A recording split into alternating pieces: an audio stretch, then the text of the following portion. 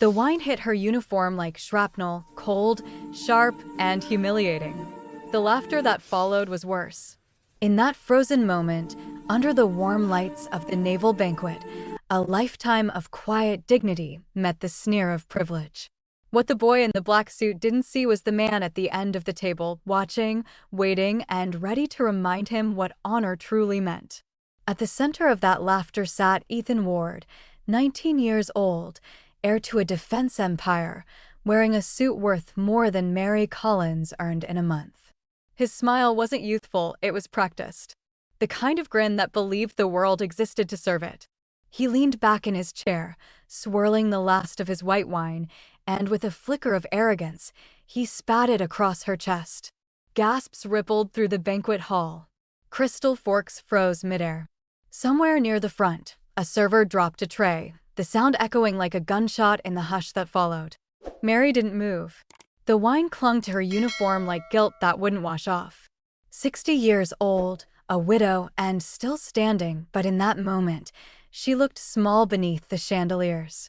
If you believe respect should never depend on a person's title or uniform, take a breath. Because what happened next reminded everyone in that room what real authority looks like. Her name was Mary Collins. She'd worked at the Naval Officers' Banquet Hall for 35 years. Through storms, losses, and countless late nights, she'd carried trays heavier than her heart and smiled for people who rarely looked her in the eye. She wasn't just a waitress, she was a quiet part of the Navy's soul, serving those who served. But that night, her kindness was tested in the cruelest way possible. What Ethan didn't know, what none of them knew, was that at the far end of the table, sitting in crisp white dress uniform, a pair of gray eyes were watching. Not with anger. Not yet. Just waiting. His name was Admiral Thomas Reed, and he'd spent a lifetime teaching men like Ethan what respect truly meant. The silence in the banquet hall deepened, thick as fog, clinging to every shoulder and every held breath. Mary Collins stood motionless, wine dripping from her blouse like a slow confession, her eyes locked on the pristine carpet where the glass had shattered. She wasn't blinking. She wasn't breathing. And yet, somehow, she remained standing, a woman not broken, but held together by decades of knowing that silence can sometimes protect more than words ever could. Ethan Ward leaned back with a smug grin, convinced he had just won the evening's cruelest laugh. His gaze flicked toward his friends, expecting chuckles or claps on the back. But none came. One boy looked away, embarrassed. Another sipped his water too fast, nearly choking on the tension. That's when the Admiral rose. His chair slid back with the gentlest scrape, yet it rang louder than the crystal clinks that had filled the room earlier. Admiral Thomas Reed didn't rush. He stood with the kind of purpose that didn't need speed. His white uniform, sharp and immaculate, gleamed under the banquet lights, ribbons aligned, shoulders squared, presence undeniable. And with one step forward, the air in the room shifted. All eyes turned. Admiral Reed wasn't a man who needed to announce his authority. His rank spoke from the medals pinned across his chest, from the years etched into the corners of his eyes, and from the silence he commanded simply by standing. He walked slowly toward the table where Ethan sat, each step a quiet gavel in a courtroom no one had realized they were sitting in. His gloved hand rested momentarily on the back of Mary's chair. Then, without turning to her, he spoke. "Ma'am," he said, low but steady. "Did he hurt you?" Mary's lips parted, but no sound came out. Her chin dipped a fraction, not quite a nod, not quite a denial. She didn't want to make this bigger than it already was. But her silence said enough. Reed didn't press. Ethan shifted in his chair, his grin faltering as he tried to reclaim control. "It was a joke, Admiral. No harm done. She's fine." He gave a shrug, trying to summon the casual confidence his father wore like armor. "I'll have her uniform dry cleaned." Reed turned to face him fully, his posture still calm, but his eyes sharp as a blade unsheathed. "That woman," the Admiral said, "has worked more shifts in this hall than you've had hot meals served to you. She's waited tables longer than you've held responsibility for a single meaningful thing." His tone never rose. "It didn't have to. And you just spat on her like she was disposable." Ethan glanced at the others at his table, searching for support. He found none. Admiral Reed reached down and lifted a napkin from the table. He unfolded it slowly, purposefully, and held it out to the boy. "You're going to clean it up." The Admiral's voice dropped even lower. "Not because she needs it, but because you do." Ethan stared at the cloth like it was a weapon being handed to him. The silence in the room was unbearable now, 100 eyes pressing down on him like judgment in human form. Even his father, Charles Ward, seated at a distant table, didn't rise. He stayed where he was, jaw clenched, watching with that corporate detachment that weighed optics over decency. Ethan was alone. He reached for the napkin. His fingers curled around the linen, and for the first time, they shook. He stood slowly, almost clumsily, the arrogance drained from his movements. The stain on Mary's uniform had begun to dry, but the one on his reputation was only just forming. Ethan looked down at the carpet, at the broken glass, the tiny droplets scattered like evidence. Then, wordlessly, he knelt. A collective inhale swept the room. One woman covered her mouth. A Navy lieutenant stiffened in his chair as if saluting something unspoken. Ethan bent forward, awkwardly blotting at the floor with the napkin. Each press was a crack in the image he'd built, not just that night, but for years. "Make sure you get all of it," Reed said quietly. Ethan didn't speak. He kept wiping, as if scrubbing the floor could scrub away the stain of who he'd become. He didn't dare look up. Not at the Admiral. Not at Mary. And especially not at the peers who now saw him not as powerful, but pathetic. Mary finally moved. She stepped forward slowly, her shoes careful against the marble tile. "It's all right," she whispered, reaching gently for the napkin. "It's done." Her voice cracked, but her dignity held. "Let it go." But the Admiral raised a hand, not to stop her, but to honor her. "No, ma'am," he said. "Let him finish." Mary looked into his eyes for the first time that evening. There was no cruelty there, just justice. And something she hadn't seen in a long time: belief. Ethan finished cleaning in silence. When he stood, he looked smaller than before. Not in stature, but in posture, in presence, in the way his shoulders sagged beneath the weight of what he'd just been made to feel. His suit was still pressed. His shoes still polished. But everything about him looked less expensive now and more human. "I'm sorry," he said, voice hoarse. Mary nodded, holding his gaze longer than he expected. "Thank you," she said simply. The Admiral took a step back. "Respect isn't about grand gestures," he said, turning slightly so the whole room could hear him. "It's about who you are when no one applauds." Then he returned to his seat, slowly, silently, like a general walking away from a battle already won. Ethan remained standing, unsure what to do next. The napkin in his hand was now wrinkled and wet. He looked at it like a relic from another life, one he wasn't proud of. Finally, he folded it, laid it on the edge of the table, and walked out without another word. Mary sat down in a chair near the wall, her hands trembling as they rested in her lap. Someone brought her a clean towel. Someone else offered water. But it was Admiral Reed's simple nod across the room that steadied her most.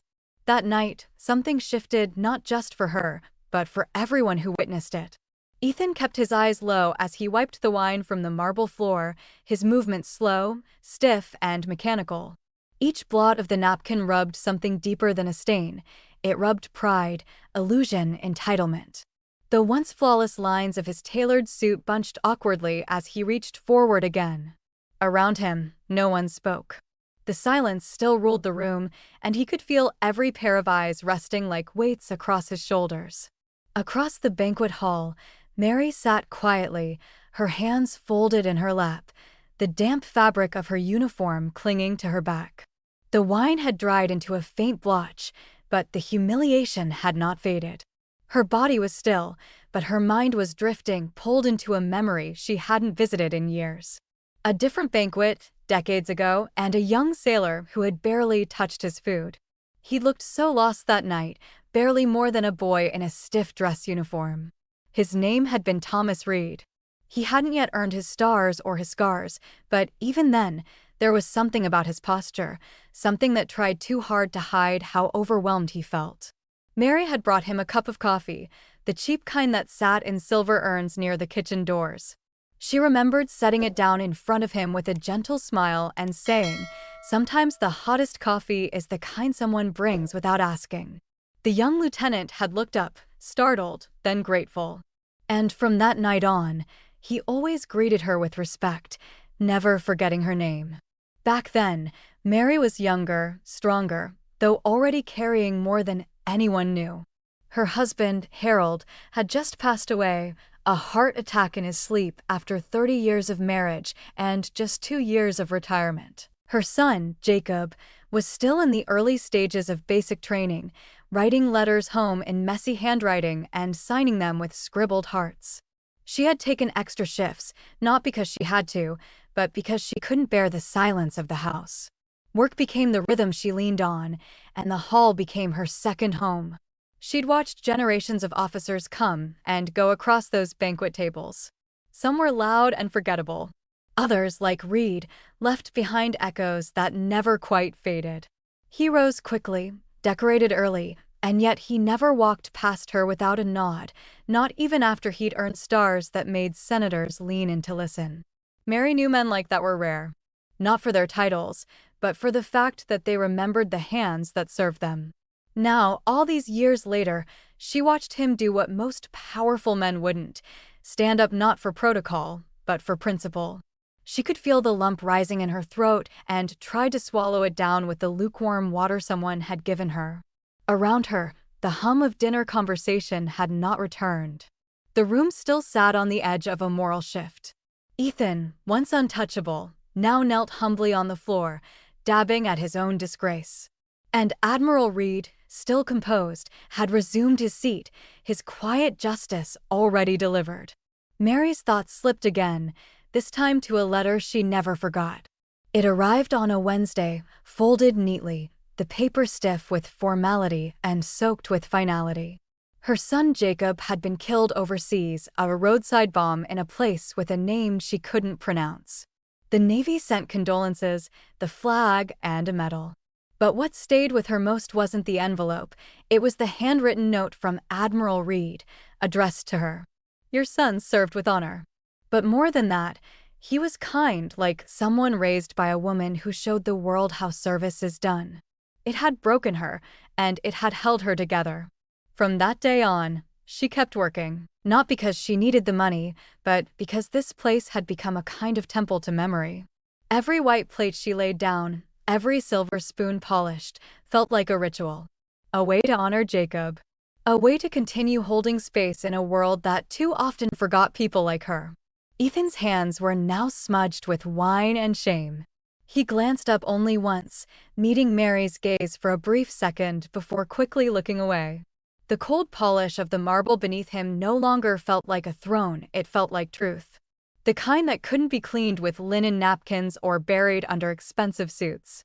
Every fiber in him wanted to stand, to leave, to disappear, but something in Admiral Reed's stillness held him there. Admiral Reed leaned forward now, elbows resting lightly on the table. He didn't speak. He didn't need to. But behind those lined eyes was a history of lessons etched deep, not just from battlefields, but from nights like this, when dignity had to be defended not with guns, but with presence. He looked at Mary not with pity, but with respect, and when he nodded, it was the same nod he'd given her 30 years ago over a cup of coffee. That one gesture spoke volumes. Mary took a breath and stood, slow but steady. She walked over to Ethan, not out of obligation, but because sometimes grace is the only power the wounded have left. She reached out, touched the corner of the napkin he held. "You've done enough," she said softly. "Now go make the rest of it count." Ethan's voice caught, barely a whisper. "I don't know how." Mary didn't smile. But her eyes, tired and kind, offered the first lesson he hadn't paid for. "Then listen more than you speak. And start by serving someone who can't do anything for you in return." Admiral Reed finally stood again, one hand resting against his jacket's row of medals. He walked toward them, stopping beside Ethan with the weight of decades in his shadow. "You've been handed every advantage," Reed said, his tone like gravel and thunder. "But tonight, someone handed you something more valuable: perspective." He placed a hand gently on Ethan's shoulder. "Don't waste it." The banquet slowly resumed, though the atmosphere had changed. People whispered, not about the food or the guest list, but about what they had witnessed. A boy breaking, a woman standing, and a man reminding everyone that real power doesn't parade, it humbles. Legacy, after all, isn't built from medals. It's built from moments like these. Have you ever witnessed someone change, not because they were forced to, but because they finally saw the impact of their actions? What did that moment teach you about character? If this story stirred something in you, subscribe to the channel for more powerful stories about quiet strength, unexpected redemption, and the everyday heroes who shape us. The heavy doors at the back of the banquet hall opened with a quiet click, but it felt like a cannon blast to those who turned. In walked Charles Ward, tall, trim, and crisp in a charcoal suit that seemed to darken the air around him. His presence carried the gravity of legacy, wealth, and influence, a man used to being listened to, not questioned. He wore no uniform, but his posture suggested he believed himself above those who did. And as he surveyed the room, his eyes narrowed the moment they landed on his son. Ethan stood near the side wall, shoulders slumped, still holding the now wrinkled napkin like it had burned him. Charles didn't rush. He walked slowly through the rows of white-clothed tables, nodding to the occasional guest, offering thin smiles to those who might be useful later. But his real target was clear, the Admiral. He approached the head table with the poise of a negotiator, already preparing to spin the truth before it could stain the evening's reputation. Admiral Reed stood to meet him, neither smiling nor bowing. "Charles," he said evenly, his hands folded calmly behind his back. "I see you've arrived." Charles's eyes flicked toward Mary, then to Ethan, then back to Reed. "It seems I missed some theatrics." His voice was smooth, practiced, the kind that had brokered billion-dollar defense deals and silenced scandal before dessert. "My apologies, Admiral. Boys will be boys." Reed didn't blink. "I don't recall military protocol ever excusing disrespect under the phrase boys will be boys." His words weren't loud, but they struck with the precision of a blade. Charles's smile thinned. The air between them cooled by several degrees. Charles lowered his voice. "Let's not make this more than it is. I'm sure the waitress understands how easily these things spiral, heat of the moment, social pressure, bad judgment. She's a professional. She's a widow," Reed replied flatly, "and the mother of a fallen sailor." The silence that followed was a brick wall. Charles Ward straightened slightly, a flicker of discomfort flashing behind his eyes. He adjusted his cufflinks, regaining composure. "Of course. My condolences." But his tone carried no real weight, just the calculation of a man who always knew the room. Reed tilted his head, not as a nod, but as a measured pause. "You've built your empire with contracts signed over dinners like this one," he said. "But tonight, your son treated service like it was disposable. That's not just about one stain on a uniform, it's about the rot of entitlement. And I won't pretend not to see it." Charles's eyes flicked toward Ethan again. "He's young," he said. "And frankly, I'm not sure this public shaming was the best way to teach him anything useful." He turned slightly, including the silent crowd still watching. "This kind of display makes headlines." Reed's expression didn't change. "Maybe that's the point."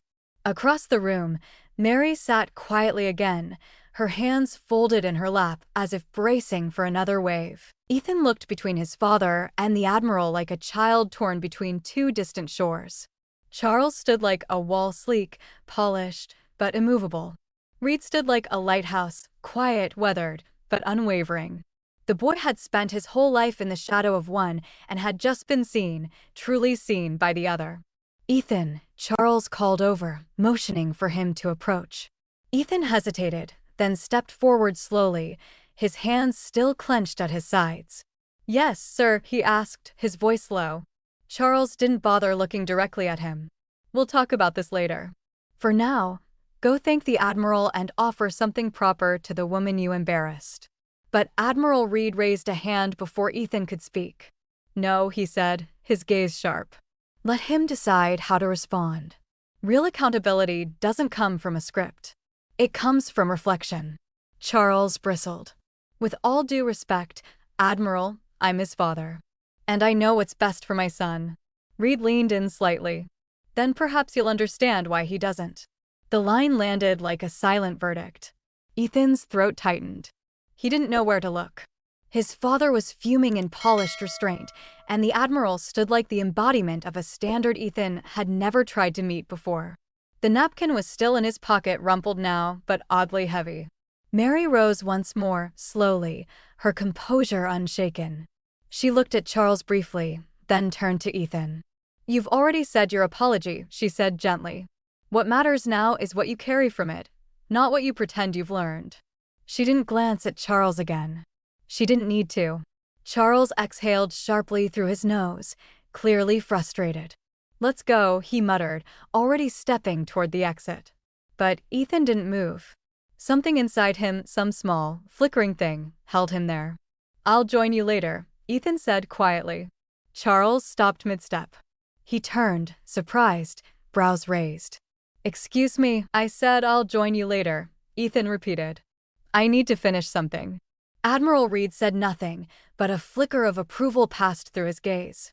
Charles stared at his son like he didn't recognize him. For the first time, Ethan wasn't trying to impress him, and that, more than the spilled wine or public shame, seemed to unnerve the elder ward most. With a sharp nod, Charles turned and walked out. The door closed behind him with a quiet finality. The tension in the room seemed to soften, but only slightly. Ethan remained standing, alone now, between the two worlds he'd always assumed would never clash. But they just had, and something inside him knew he couldn't walk back unchanged. Admiral Reed stepped forward once more. "You'll have many chances to choose who you want to be," he said. "But the first one always feels like a war." His voice dropped to something quieter, more personal. "Don't run from it." Ethan nodded, not fully understanding, but knowing, somehow, he wanted to. By morning, the wine stain had dried, but the whispers had not. News of the incident at the naval banquet moved faster than anyone expected, not through headlines at first, but through murmurs in officers' lounges and forwarded emails. Someone had recorded part of it, just a shaky 10-second clip of Ethan kneeling beside the Admiral, cleaning the floor. By noon, it had made its way to a closed defense contractors forum. By dusk, it had been sent to more inboxes than anyone could count. Ethan sat alone in his dorm suite, staring at the ceiling, phone buzzing relentlessly on the table beside him. Group chats once filled with noise were now silent. His friends had stopped responding. One even posted a vague tweet, "Sometimes you find out who's real the hard way." No one tagged him. They didn't need to. He scrolled through the comments until he couldn't anymore. Some laughed. Some defended Mary.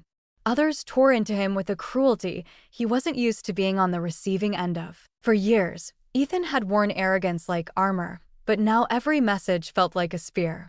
Not because it hurt his image, but because, deep down, they weren't wrong. Meanwhile, Mary sat alone in the staff break room, turning her resignation form over in her hands. The form was blank, but the weight of it pressed like something already signed. She had folded and unfolded it 3 times, eyes drifting toward the staff lockers that lined the wall, hers still decorated with a photo of her son in uniform. She didn't want to be pitted. But she didn't want to be remembered as the woman who got spat on either. Pride and pain made strange companions.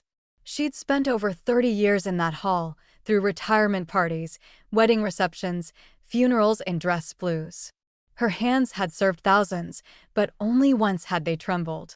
That night replayed in her mind in flashes, the cold of the wine, the silence, the weight of being seen by the Admiral. She couldn't decide if staying meant strength, or if walking away was the only way to reclaim dignity. The clock ticked overhead, indifferent. Across the base, Admiral Reed walked the corridors of the administrative wing, briefcase in one hand, his thoughts heavier than paperwork. He hadn't planned to visit Mary that morning. But something in his gut told him her shift had started with more than a stain to clean. He'd seen what quiet shame looked like in good people, and what it could do if left to rot.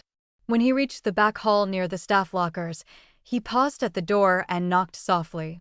Mary looked up, startled. The form slipped to her lap. "Admiral," she said, rising too quickly.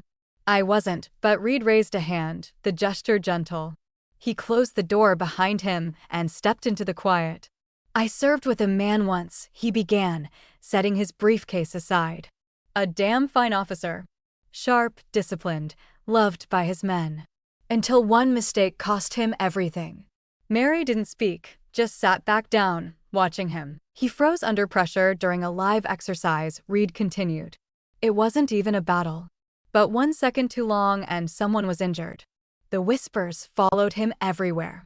Promotions stopped. Invitations disappeared. And he carried that guilt like a second skin." Mary's eyes dropped to the resignation form. Reed followed her gaze. "You want to walk away because people are watching differently now?" he asked. "Let them watch. Just make sure they see a woman who still stands with grace." Mary swallowed hard. "I just don't want this to be the only thing they remember." Reed leaned forward. "Then give them something better to remember you by." His voice softened. "One moment of cruelty didn't define your service. Don't let it define your legacy." Outside the room, the hall echoed with footsteps and the hum of early chatter. The world kept spinning, but inside that staff room, something still and steady anchored them both. Reed nodded once, quietly, before rising. "I never forgot the night you handed me that coffee when I was 23 and completely lost," he said with a faint smile. Sometimes a small kindness outlives the biggest scandal. Later that afternoon, Mary clocked in for her shift. Her uniform was pressed, the stain long gone, her expression calm but focused. She carried plates with the same steadiness she always had. No hesitation. No apology. But the room noticed. Not just her return, but the quiet dignity she wore like armor. A few officers stood a little straighter when she passed. One civilian cleared his throat and whispered an apology for not speaking up sooner. No one asked her to relive the moment. They just respected her for returning. Meanwhile, the incident had begun reaching corners no one expected. A junior reporter at a local military-affiliated magazine had picked up the footage. It hadn't been published, not yet, but the editorial team was debating its impact. If handled poorly, it would be scandalous. If handled with nuance, it could be a story of accountability and transformation. Ethan's father, Charles Ward, had already called twice. Once to Ethan. Once to the Admiral's office. Both times, the message was clear: contain this. But Admiral Reed wasn't interested in spin. He sat alone in his office that evening, watching the grainy footage one last time. Not for drama, but to remember the moment something broke in Ethan's face. That wasn't just shame. It was the first crack of something real. And Reed had spent his career watching those cracks turn into character or collapse. Across town, Ethan sat on the edge of his bed, the linen napkin still folded neatly on his desk. He hadn't touched it in 2 days. But he hadn't thrown it out either. It sat there like a relic or maybe a reminder. A symbol of everything he thought power was and what it clearly wasn't. Have you ever been defined by one moment, good or bad, and had to decide what people would remember you for next? If stories like this make you reflect, drop your thoughts in the comments. We'd love to hear what you believe defines real character. The cursor blinked on the blank screen like it was mocking him. Ethan sat hunched over his desk, laptop open, fingers poised, yet motionless, above the keyboard. He had deleted the first draft, rewritten the second, and abandoned the third halfway through a sentence. Now he just stared, his mind louder than the silence around him. The napkin still sat on the corner of his desk, folded neatly, like a weight he hadn't earned the right to discard. He finally began typing. "Mrs. Collins, I don't expect you to read this, and I don't expect you to forgive me. What I did was cruel. Worse, it was effortless. That scares me. Because I didn't even stop to think about what you've lived through." He paused, then continued slower this time, as if each word asked something of him. "The truth is, I don't know what I stand for. I've spent most of my life being told I mattered, and I believed it because no one ever told me otherwise. Until the night I saw myself through your silence. That was louder than any shout. And I've been hearing it ever since." He signed it only with his first name, then reread it once, twice, and hovered over the print button. But something stopped him. He closed the laptop instead, folded the letter, tucked it into the inner pocket of his coat, and left it there like a confession he wasn't ready to send. There were no cameras now. No banquet lights. just the hum of truth pressing quietly at the edges of who he thought he was. The next morning, Ethan woke up to a text from an unknown number. VA Hospital. Noon. You might learn something. At first, he nearly ignored it. It was easier to stay buried in shame, to perform regret rather than sit with it. But something about the way Admiral Reed never raised his voice and never stopped looking directly at him had begun to gnaw at Ethan. So he went. The VA hospital stood like a solemn promise at the edge of the base. Clean, orderly, understated, nothing like the banquet halls or glossy buildings his father donated to. Ethan stepped through the front doors and was met with the faint scent of antiseptic and the low murmur of nurses' shoes on tile. No one greeted him with applause. No one cared who his father was. And for the first time, that felt like a gift. He wandered past the reception desk, unsure where to go. No one stopped him, perhaps assuming he was someone's son or someone's guilt. He passed a common room where two veterans played chess, one with only 3 fingers left on his right hand. He saw a nurse adjusting a wheelchair, murmuring something soft to an older man who wore a navy cap with the word "retired" embroidered in gold. And then he saw it, a hallway lined with photographs. Framed portraits of men and women in uniform, some smiling, others solemn. Beneath each was a name, a rank, and a date. Some had flowers tucked beneath them. Others had nothing. Ethan stood in front of one, a black and white photo of a young sailor, grinning despite a split lip. Beneath it, the plaque read, Jacob Collins. Petty Officer 2nd Class. Lost in service. Remembered always. The name hit him like a slap. Collins. It took him a moment to realize why it made his chest tighten, and then he understood. Mary's son. Her only child. Lost in a place Ethan couldn't even locate on a map without help. And yet she had shown up every day, pouring coffee and dignity into rooms full of people who never bothered to learn her name. He sat down on a bench across from the wall of names. The letter in his coat pocket felt heavier now. He pulled it out, unfolded it slowly, and read his own words like someone else had written them. They weren't enough. Not even close. But they were something. Admiral Reed appeared without warning, standing beside him with hands behind his back. Ethan didn't look up. I didn't know, he said. About her son. Reed's voice was quiet. Most don't. But she carries him in every shift. Every step. Every silence she chooses instead of anger. Ethan stared at the letter again. I wanted to give this to her, he said. But now I think it's not worth the paper. Reed finally sat beside him. Maybe it's not, he said. Or maybe it is. The point isn't the letter. The point is what you do after writing it. Ethan looked around the hallway again, then to the quiet, steady movement of staff and patients and visitors. No one here wore medals or tailored suits. But everyone here carried something he didn't, resilience forged not by money, but by meaning. He folded the letter again and placed it back in his coat. For the first time, he didn't want to be seen, he wanted to see. Later that afternoon, Ethan asked to volunteer. He didn't make a scene about it. Didn't post it online. Just filled out the form and signed his name like it was a first step instead of a public statement. The coordinator nodded without comment and handed him a schedule. That night, he sat alone in his room again. The napkin was still there, but beside it now was a laminated volunteer badge. It didn't carry weight with the world. But it carried weight with him. For the first time in his life, Ethan Ward had done something that didn't come with applause, only purpose. The banquet hall looked the same, polished floors, white linens, and the distant clink of glassware, but everything felt different to Ethan. He stood at the back entrance, watching through the half-open doors as servers moved in a choreographed rhythm he now recognized as labor, not background noise. Mary Collins wasn't on the floor anymore. She stood near the kitchen archway, clipboard in hand, gently coaching 2 young trainees on how to carry trays with confidence. Her presence was quieter now, but even more commanding. She wasn't just serving anymore, she was shaping the next generation. Ethan stepped inside slowly, unsure whether the ground beneath his feet would welcome or reject him. His palms were sweaty despite the air-conditioned room, and the folded letter remained in his jacket pocket, though he knew he wouldn't use it. This moment wasn't for written words. It was for the truth he'd learned to carry without being prompted. As he passed each table, some guests glanced his way, others didn't recognize him at all. Mary saw him before he reached her. Her eyes didn't widen in surprise, nor did they narrow in judgment.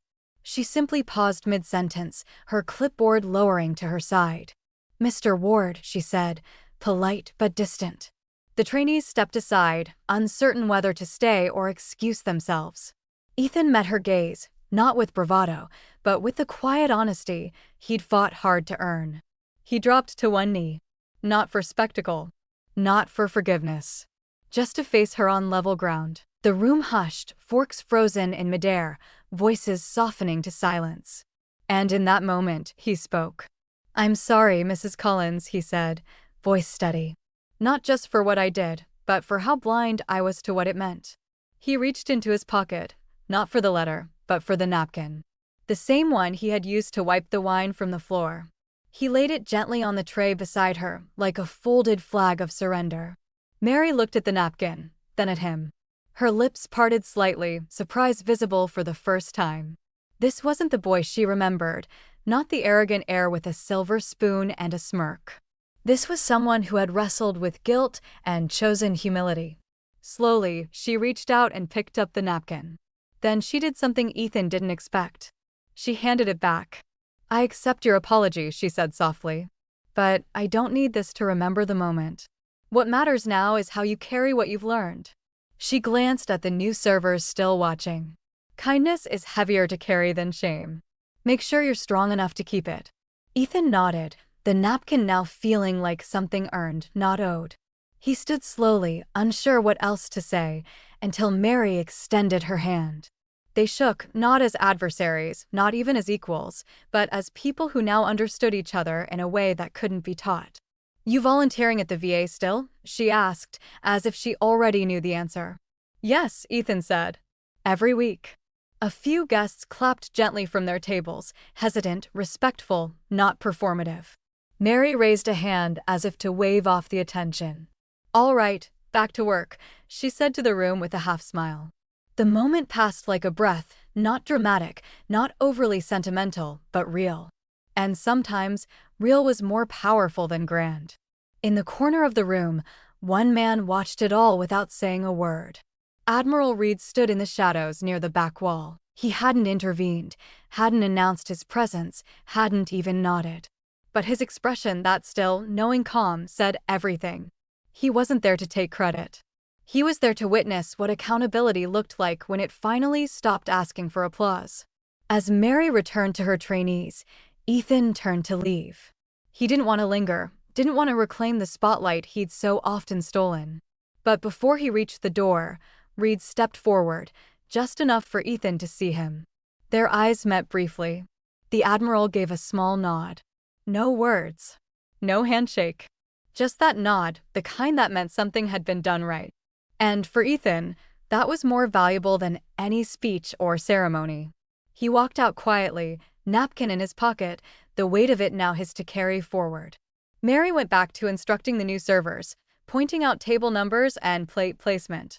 But every so often, she glanced toward the doors. Not because she expected him to return, but because, in her own quiet way, she was still hoping he wouldn't forget. Not the apology. The lesson. The badge clipped to Ethan's chest was small, plastic, and unimpressive, but it meant more to him than any award he'd ever received. It read Volunteer, VA Medical Center, and underneath it, in black marker, someone had written his name with a slight smudge. He didn't ask for special treatment, didn't mention his father's name, and never brought up the incident at the banquet hall. The staff didn't fawn over him. Most didn't even glance twice. That was exactly what he needed. His first shift was spent pushing a mop across scuffed tile in the west hallway, the echo of his steps louder than any voice. His back ached by the second hour, and he blistered the palm of his left hand from gripping the handle too tightly. But he didn't complain. He didn't scroll through his phone. He worked like it mattered, because for the first time it did.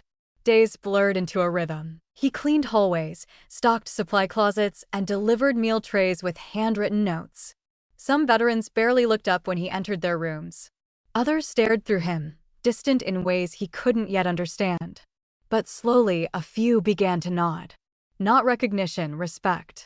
It was during one of these lunch runs that Ethan met Frank Delaney. Frank was older, maybe late 60s, and sat in a wheelchair near the sunroom windows. One leg gone below the knee. A navy baseball cap low on his brow, and a stillness to him that seemed more chosen than imposed. Ethan offered a smile and a tray. Frank simply looked at him and said, "You don't move like someone who's been through much." Ethan blinked, unsure whether to respond. "I'm learning," he said. It wasn't a defense, just the truth. Frank gave the faintest nod and took the tray, saying nothing else for the rest of the shift. Their conversations were always short, sometimes just eye contact, sometimes no words at all. But over the following weeks, Ethan made it a point to bring Frank's meals himself. One afternoon, Frank surprised him by pointing to the chair across from his. "Sit," he said, like a command, not an offer. Ethan obeyed. Frank nodded once. "You remind me of someone." Ethan waited, unsure whether to ask or stay silent. Frank continued without prompting. "Her name was Rachel. My daughter." He tapped the side of his chair. "She joined the Navy before I ever got the chance to tell her not to. Lost her in Kabul. Bomb took the truck. Took my leg a year later." His voice didn't shake, but something behind his eyes did. Ethan swallowed hard. "I'm sorry," he said quietly. Frank looked at him for a long moment. "You should be. She would have run circles around you." Then, with a dry chuckle, he added, "But you're still showing up. That counts for something." From that day forward, they talked more often. Not about war or politics, but about discipline, patience, humility. Frank told him stories about ships lost at sea and letters that arrived too late. Ethan told him about Mary, about the banquet and the mess he'd made. Frank didn't judge. He just nodded and said, "You can't clean shame off tile. But you can clean your name, one floor at a time." Ethan began arriving early, leaving late. He learned how to organize supplies, how to navigate silence, and how to listen without needing to reply. He found comfort in folding laundry for the rehab wing and reading to a retired pilot who couldn't see anymore. He didn't post about it. Didn't tell his father. This part of his life didn't need to be shared, it needed to be earned. One morning, Frank handed him a folded photograph. It was a younger version of Mary's son, Jacob, smiling beside Rachel in what looked like a dusty canteen overseas. They knew each other, Frank said. Good people find each other, even in war zones. Ethan held the photo like it was sacred. It was the first time he saw Jacob as more than a name on a plaque. He saw him as someone real, someone loved, someone lost. He carried that photo in his wallet from that day on. It didn't replace the guilt, but it anchored it in something that made him want to be better. Frank never said he was proud of him, but he didn't have to. He let Ethan will him to the garden without correction. That alone said enough. Ethan's shifts grew longer, not because he was required to stay, but because he didn't want to leave. The hallways weren't just corridors anymore. They were proof. Proof that who he had been wasn't who he had to remain. And every time he mopped a floor or delivered a tray, he stepped a little farther from the boy who spat wine and a little closer to the man who knelt, not for shame, but for growth. One day, as he was locking up the storage closet, Ethan noticed a familiar figure standing near the entrance. Admiral Reed, hands clasped behind his back, watching quietly.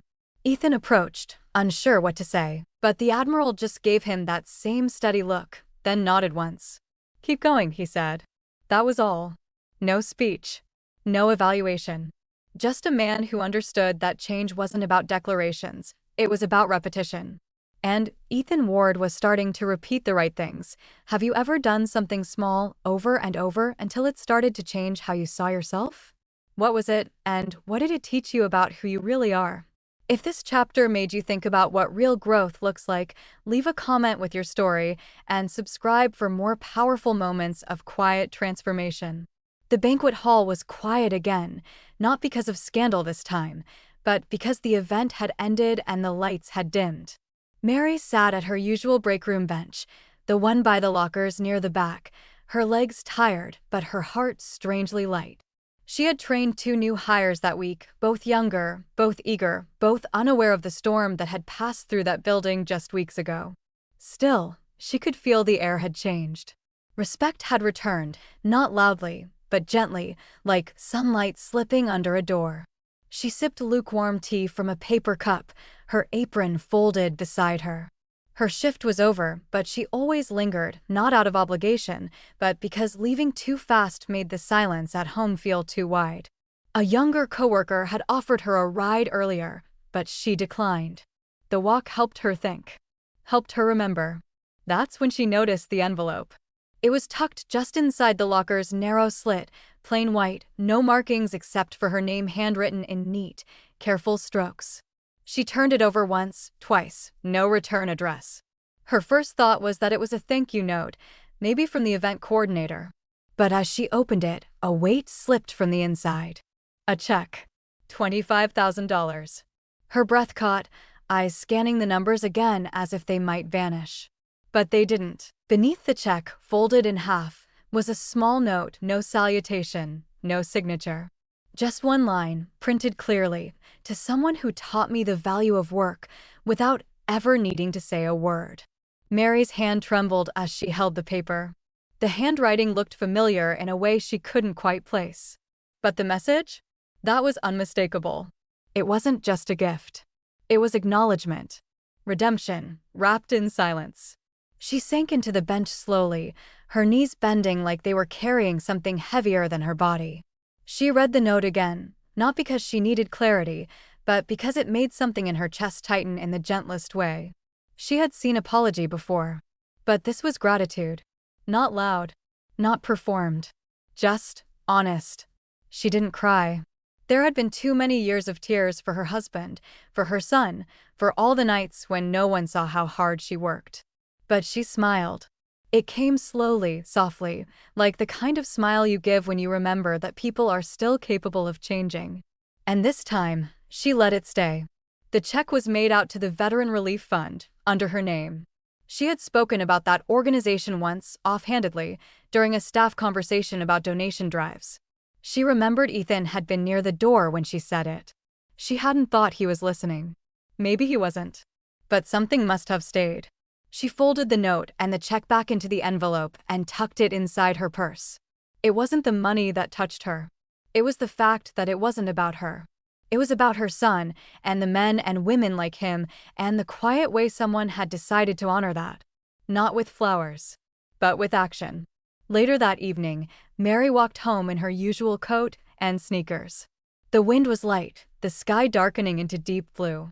She passed the same corner bakery, the same lamppost flickering above the crosswalk. But something felt different. Not in the world, in her. When she got home, she didn't turn on the television right away. Instead, she placed the envelope on the coffee table and sat beside it like it was company.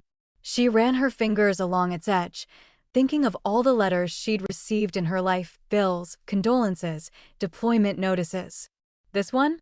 It healed something none of the others ever had. Not because it fixed anything, but because it meant something.